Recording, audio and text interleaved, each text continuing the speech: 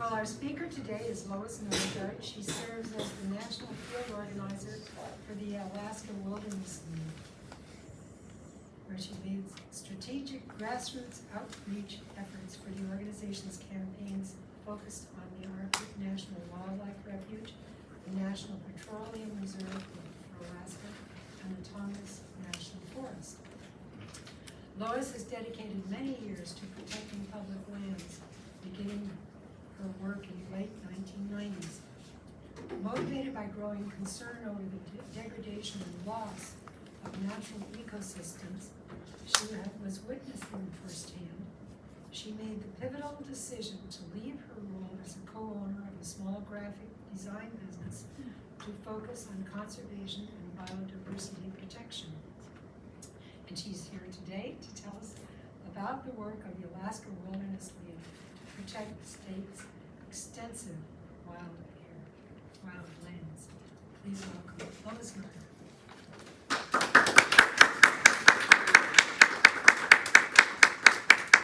Well, thank you so much, Peggy.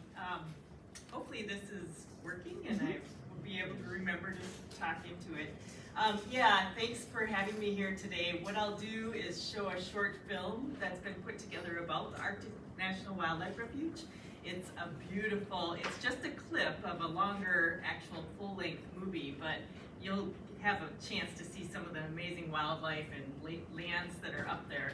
And then I have a couple slides after that this is about a 13-minute film, and a couple slides afterwards to kind of hit on where we are today with what my work is to try and see this place protected. But I do want to flag right now that I have a petition. I don't have the pens out or anything yet, but I will, if you guys feel like you want to sign and help us protect the Arctic Refuge today, I do have a place that you can go and sign in to comment on stopping exploration up there, at least for this year. But with that, my organization, I should let you know, Alaska Wilderness League is a national organization, national environmental advocacy or conservation organization. Our main office is in Washington, D.C. and in Anchorage, Alaska. And we're a membership-based organization, much like, if you've heard of like Audubon or other organizations like that. But we also are completely focused on Alaska's federally managed lands and waters. So Peggy let you know which areas of the landscape that I work on the most. It's the northeast corner of Alaska, which we'll see more about today. The northwest corner of Alaska, the southeast is the ancient forest that's there, the Tongass National Forest. Those are the main landscapes that I work on because they're federal lands and they belong to all of us, so we all have a say in how they're managed. There are public lands, even though we're here in Minnesota and they're there in Alaska. But with that, I think I'll pull up and get the film rolling.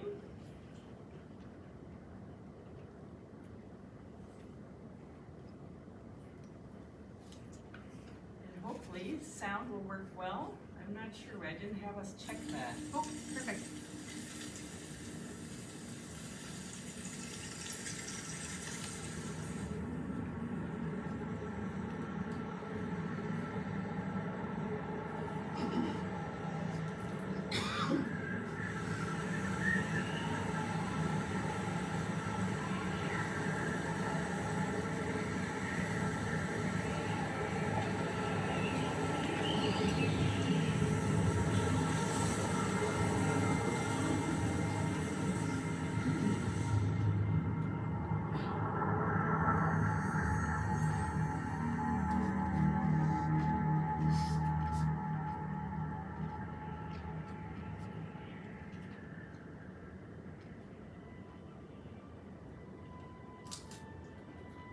Northernmost corner of Alaska, there is a place where Indigenous tribes like the Inupiat and my ancestors, the Gwich'in, have lived for hundreds of generations.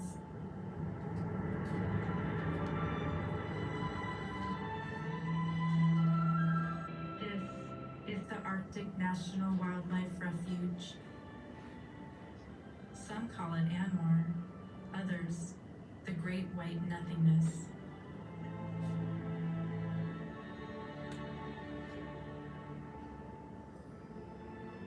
But if you look closely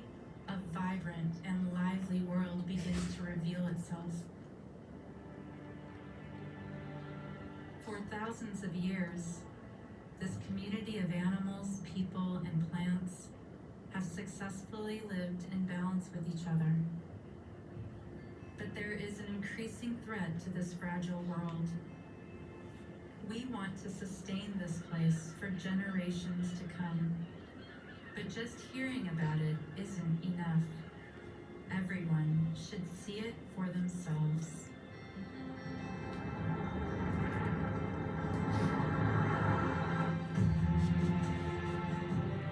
A vast community of people has been working together for decades to protect this place.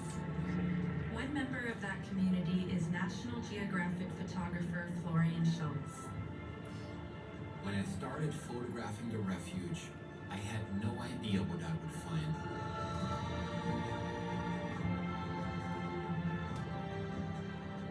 The refuge was a white spot on the map, a vast wilderness in the most remote corner of Alaska. In fact, politicians called it a frozen wasteland, while others see it as our last great wilderness. My goal was to use my photography to uncover the truth and share it with others.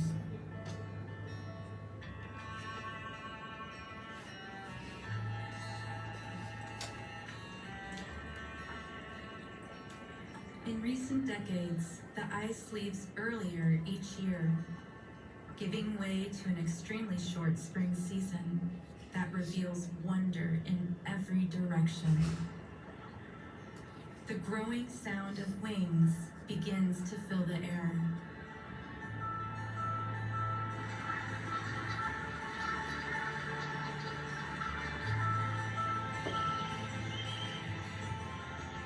The refuge is home to an abundance of flora and fauna, one of the most remarkable on the planet. Millions of birds from 6 continents fly to the Arctic refuge each summer to raise their families.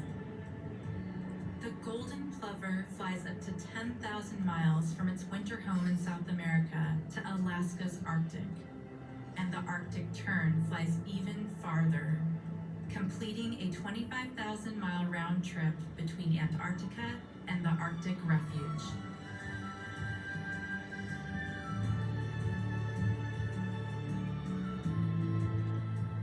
Nearly 200 different species fly in from Africa, Europe, South America, Asia, Australia, Antarctica, and all 50 US states before congregating in this remote corner of the earth.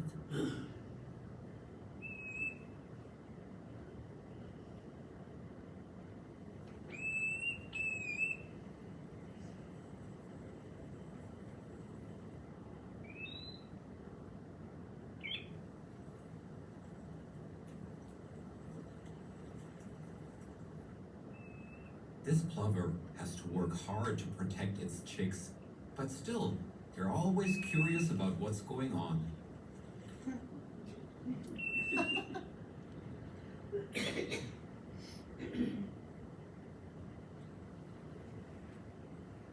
Like parents everywhere, this little bird is constantly challenged to keep the young ones accounted for and safe.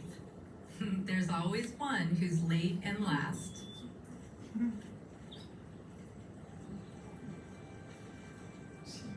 What people have described as a flat white nothingness, I see as nature's unspoiled canvas that summer fills with color and life.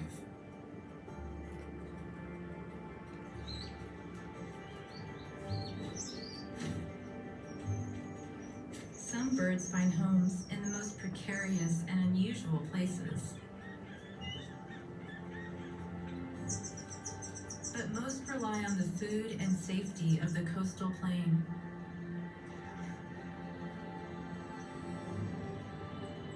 This time of the year, a day in the Arctic can last for several months.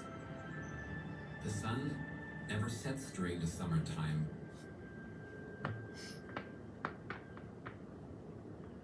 With the constant daylight, I'm able to search for wildlife all day and all night.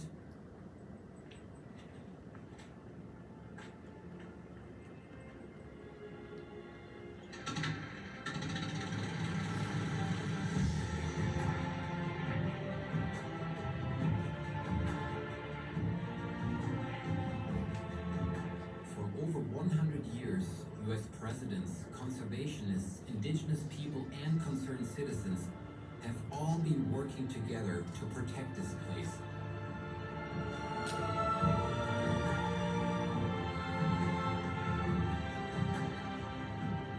As far as the eye can see, there are no roads, no power lines.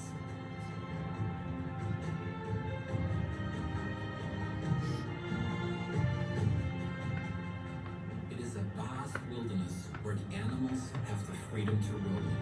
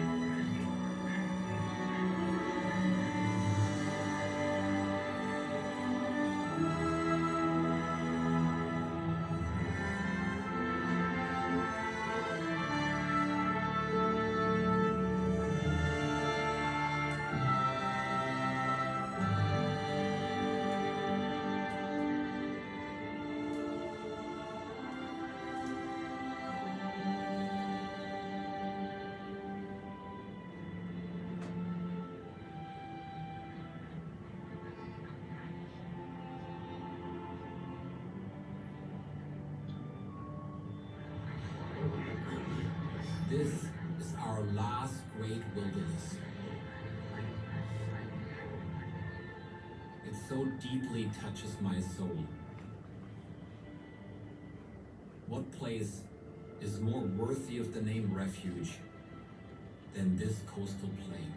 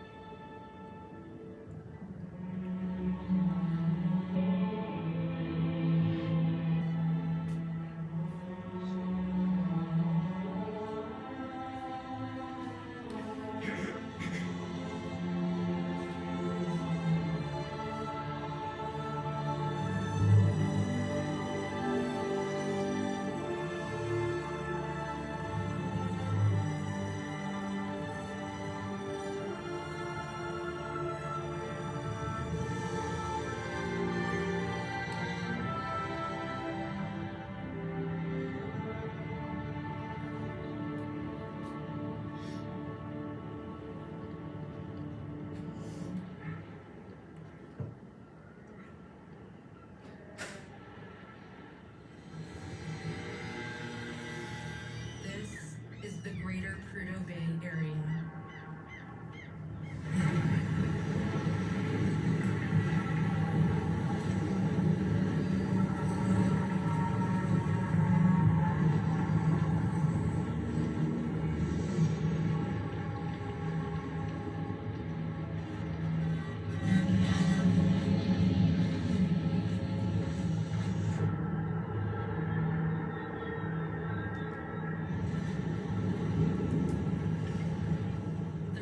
Was the remaining 5% of Alaska's Arctic coastal plain where the law barred oil and gas activity. But now, some politicians and oil companies are working to expand this drilling.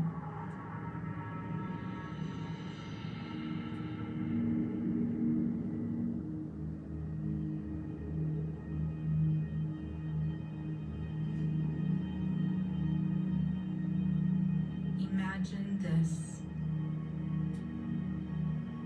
Across the refuge.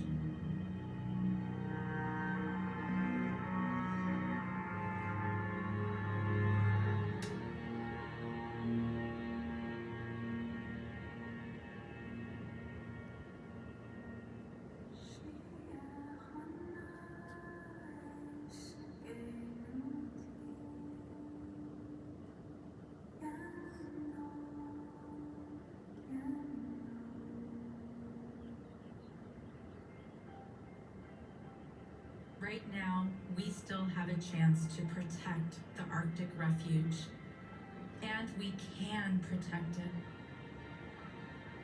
All we have to do is work together.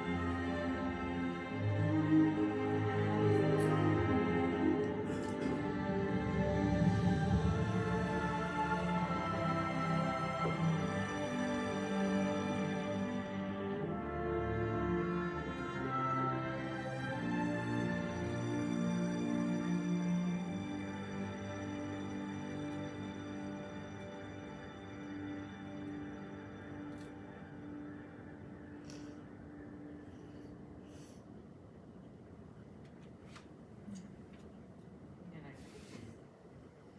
jump us over to the PowerPoint.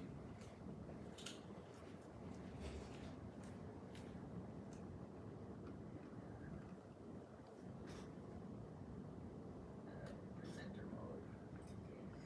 Yeah, so beautiful film. That's actually made to be it's for theaters, but they gave us this little clip that we can use for talking with folks like this. And it really does bring home what we have there. It's a beautiful landscape. I just wanted to show a couple images to catch us up with where we are today. So, lay of the land, north coast of Alaska. The Arctic National Wildlife Refuge is the northeast corner, and it's about 19.5 million acres of land. It's bordering Canada, which is the gray that you see there, and the Arctic Ocean, of course. It's actually our largest national wildlife refuge, but every state has national wildlife refuges. So it's a system of refuges across the country that we have that are all federally managed by the Fish and Wildlife Service. The National Petroleum Reserve, the largest piece of public land we have in the United States, that's the western piece there. We also work on that and like to call it the Western Reserve, not the National Petroleum Reserve, but yeah, so that's another piece of landscape we work on. And where you saw the development or the industry that was going on, that's in between there in that green area, that's state land. So that's state leased land to oil industries, and the state then of Alaska gets the taxes and stuff from that. So again, the heart of the refuge is actually a small little slip up at the coastal plain. It's where all the caribou go to have their young in the spring. It's an amazing landscape, and it's sandwiched between a high mountain range, the Brooks Range Mountains, and the Arctic Ocean, and it's about 100 miles long and about 45 miles at the widest width. So it's just a 1.5 million acres, but it's just kind of a slip of land, and it's Arctic tundra, so it's permafrost underneath, permanently frozen ground. These are the wildlife that you see there. You saw some of them in the film. I just want to point out that they didn't show all of it's the one place in the US, the north coast of Alaska, where we have all three species of North American bear. So we have the polar bear that you saw, the grizzly bear, and we also have the black bear up there. So it's an amazing place where all the bear live together. And the muskox, this is a species that used to run with woolly mammoths. It's been around since that long. So it's a really amazing creature that's been evolved to live in like 60 below temperatures. It's got really thick hair, and it eats by kicking away the snow and finding lichen that's still frozen under the ground. So it survives and moves around and is active in the wintertime up in the Arctic. And it is like 60 degrees below zero a lot of the time up there in the winter. And it's the land of the midnight sun. In the summer, he mentioned it, the sun never goes down, but in the winter it never comes up, so it's like in darkness. These are species of birds that you find there. They're all kinds, little tiny songbirds to large waterfall raptors, all of the species. These are all actually birds that you can find in Minnesota, so that's why I put those there. But yeah, so waterfowl to songbirds, there's just a diversity. As they mentioned in the film, 200 species. And of course, the most iconic wildlife species, you know, the only place in the US we have jurisdiction over the polar bear. It's a threatened species as of 2007. And it was when they were going to designate it as threatened, they had more comments from people across the country, 1.6 million comments, I think, than they had ever had for any kind of a public, you know, like a federal comment period. So now, recently, 2 years ago, or 3 years ago now, when we were fighting what we're fighting today, what's called seismic exploration in the Arctic Refuge, which could threaten and maybe kill a polar bear up there because they're denning under the snow in the wintertime. And you can see when the snow is windswept, you can't tell that there would be a den there. This is once the mother has come out. So under the snow, there's dens, and they wouldn't be able to find them. So if they went and did this seismic exploration, they could actually maybe kill bears. So a few years ago, we had 6 million people comment that they did not want to see this happen. And this is, again, on the docket that we might see it come forward again. The public comment period that my petition is focused on is coming up this fall. Caribou, you saw a lot of those. There's about 200,000 head of caribou. The only place in the North America that we have these large herds that migrate across lands. They can go 2,500 miles from their wintering ground, which is south of the refuge and in Canada, up to the Arctic Refuge coastal plain, where they go to have their young. That one place that they all converged in those pictures. And then, of course, the people that live there, one of the voices you were hearing was a Gwich'in person, and they have lived there since time of, you know, forever. You know, they're built their communities around the migration of that caribou. They consider it a sacred animal. And the coastal plain is the sacred place where life begins. That's where it's considered ground that they don't visit very often themselves as a nation, but they try to protect it because it's the nursing ground of this species. They're afraid that if the plain gets developed, then the caribou would have no place to go to have their babies. And of course, we saw some development. What I wanted to show for sure, this is what we're worried about coming in even as early as maybe this next December.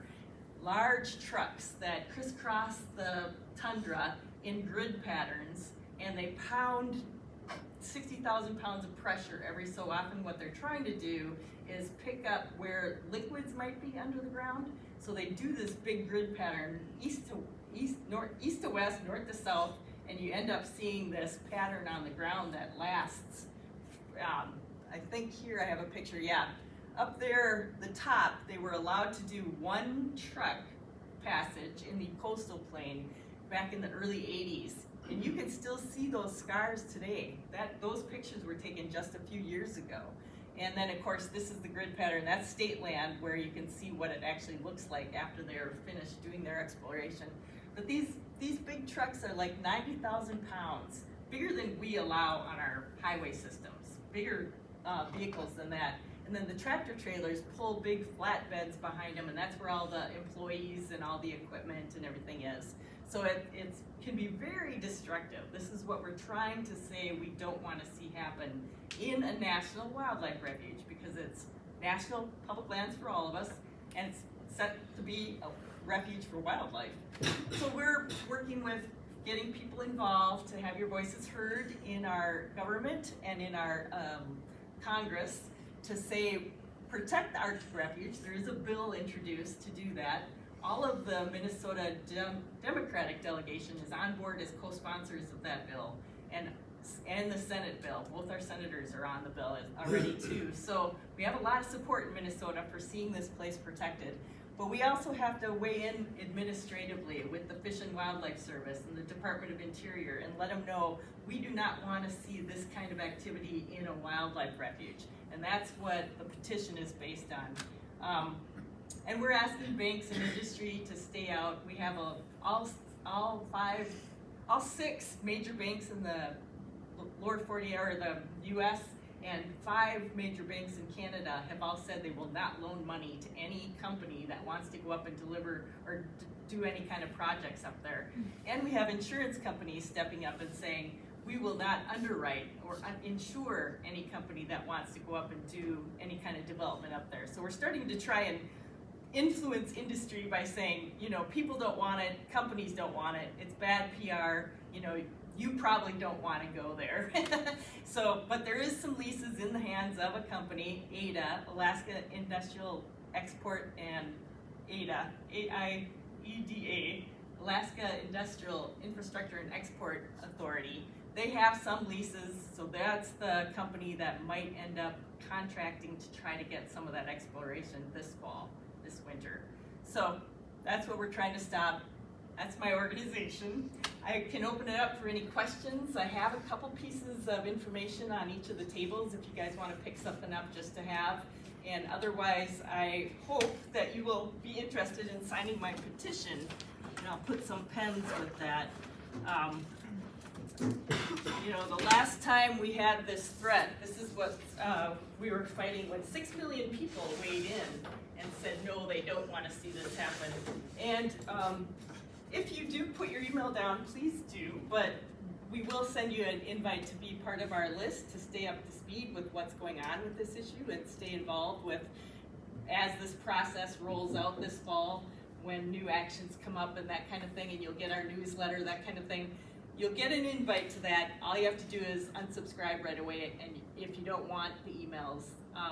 But officially, if you put your email down, it's more of an official comment to the Fish and Wildlife Service. And definitely, if you don't want to put a whole address in, city, state, zip, that kind of stuff, so they know where you're from, makes it more of an official petition signature for the government. But yeah, any questions? I went through that pretty fast. We have a few minutes. I was curious about your method for getting out the word. I mean, obviously you're here today talking to us. What else is being done to get this information in front of people?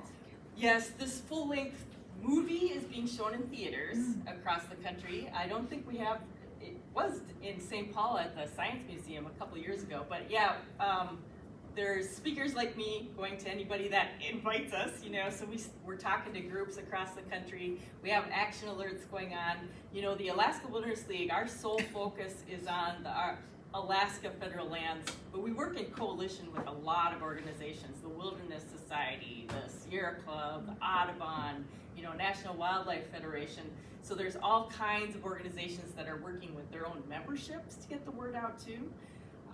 We are starting to try this new thing where you get to know some of what they call influencers on social media, and we're talking with some folks that really have a big following on social media and saying, hey, can you help us with getting the word out and getting some people involved? That's how we got 6 million comments a few years ago, was a couple of the folks that are very active on social media, which I'm not, but we're able to get the word a lot farther than we can even with email and phone call kind of stuff that we do.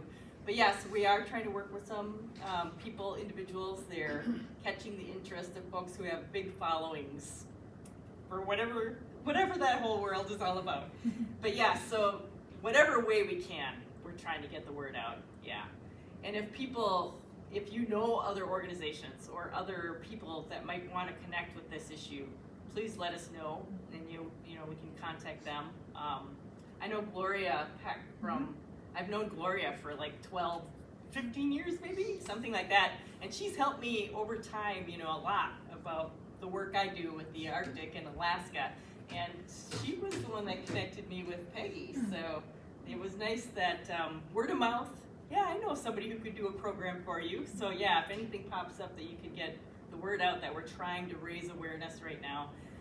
The other thing we try to do is get coverage in the press, you know, trying to get reporters to cover it, trying to get opinion pieces written about it, letters to the editor from people just to educate your own networks or your own communities with those letter to editor sections of the paper. We have a lot of that going on too, and sometimes that will catch us a lot of attention and get people involved. But yeah, any other ideas, I'm open for them. Yeah, when driving across there, what are they actually looking for? Are they trying to find oil? Yeah, they got these, it pounds a bunch of pressure into the ground, and then these sensors pick up, and if it's solid ground, permafrost or rock or whatever else, there's no reverberations that come back to these sensors, but if it's liquid, they're looking for oil. And so if it's liquid, they can tell with their sensors that pick up the vibrations of what happens with that big pound. Then they drive about 60 feet, they pound again, drive about 60 feet, and in these grid patterns that are about 160 feet apart. So it looked pretty close when we were way up in the air and taking that picture, but it's about 160 feet between each line of the grid. And once they do this, they can then go onto their computers and onto their maps and figure out exactly where the reverberations were showing that there might be some liquid. That's where they would go to put the drill rigs in. How far down would there be oil if there is Oh, it depends on the terrain. You know, like Prudhoe Bay where you were seeing, that's way down, big pool under the ground. And they have those drill rigs like in Texas, you know, where they put the long tubes down under the ground and they collect it and pull it up. And what you were seeing with all those fires, that they only want the oil, but the oil actually underground is mixed with natural gas. It's mixed with gas. So they're pulling the oil and then shooting the natural gas up through dispensers and burning it off because they don't want to catch that. That's what the fires were the gases. But yeah, the oil goes into the Trans-Alaska Pipeline. It's TAPS. It's a big pipeline that was built near Prudhoe Bay and then goes 800 miles south to where the Exxon Valdez spill was, you know, Prince William Sound in the south of Alaska. And that is about 800 miles, and then they put it on ships, ship it out to whoever wants to buy it. Yeah, so the oil that's collected in our National Wildlife Refuge doesn't come to America. It would go to the highest bidder internationally. If and when they might start collecting oil there. It's not it doesn't become a U.S. resource. So yeah, that's another part of this whole picture is the economy doesn't help us that much. Alaska might get some tax, rebates and tax credits from the industry. We'll have to pay some taxes for the work that they do. Federal government might get some of that. I think it's a 50-50 split, or it's 80-20. Maybe the federal government gets like 20% of whatever taxes the industry will pay for these leases and the lease fees. But last time when they sold these leases, they sold them for, I think it was like $22 an acre. So it's not like we're making a lot of money. The industry would if they find oil, but we don't as citizens, as our tax base. But yeah, it's quite the industry that's going on, anywhere this industry happens, but it just so happens that in a fragile Arctic tundra kind of ecosystem, it's really destructive. Are they driving across to get where they want to use the machines, or are they actually looking for oil within the refuge? In the refuge. Yep, it's that coastal plain. I can go backwards and show that picture. Yeah, I can't imagine those big trucks driving across grass how it would be destructive to any kind of ecosystem, but especially not Arctic tundra. But yeah, the map that I showed, I didn't really point it out very well, but let's get back. The 1002 area that they call there, that's the place the oil companies want to come. So this whole Arctic National Wildlife Refuge is all kinds of different ecosystems. Down here there's boreal forest and forested areas, some prairie area, grasslands. This is actually the Brooks Range Mountains cutting through here, and the crosshatch means it's wilderness. That's actually designated as the highest protection we have for any kind of lands in our country. The Wilderness Act, the wilderness, like the Boundary Waters here in Minnesota, this is the area that they want to get up to, and that's the area you were seeing all those pictures of where all the caribou were collecting. They all go up to that coastal plain area. And as I was saying, it's about 100 miles and it's about 40 miles, and then it's sandwiched, there's the Arctic Ocean and then a big mountain range. So it's just this little pocket of land. That's where all the wildlife go in the springtime. All the birds you saw, the bear, everything collects there. And we're on the time. Just look at the clock. Yeah, you bet. Very fitting that the cover photograph today is a nice winter scene with the fox on it. This was taken in Golden Valley. We'd like to give these note cards to you as a just a token of our appreciation for coming and taking your time today. Well, thank you so much.